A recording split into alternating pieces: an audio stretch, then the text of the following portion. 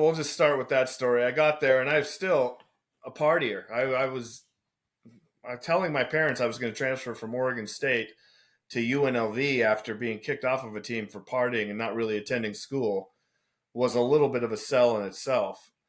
Um, but when I got down there, it was the first football game. I overindulged once again, and they wouldn't let me into the football game because I was too intoxicated. So I decided to jump over this fence, take off from the police. I just came from Oregon State, where they were a national power in football. UNLV at the time, even now, is not. So thinking I'm going to lose them in the crowd, there's no crowd to really lose the police in. And I get caught, arrested. I give them my fake ID, which was a bad idea.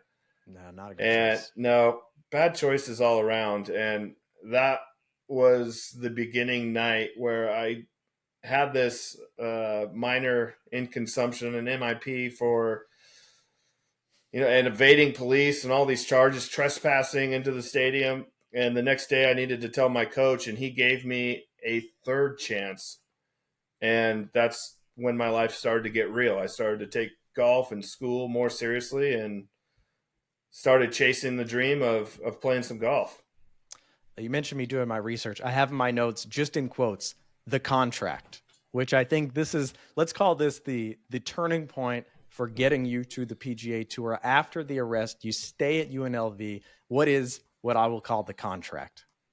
So I not only told my coach, but I told my parents about the situation that was at hand, and my dad was hot.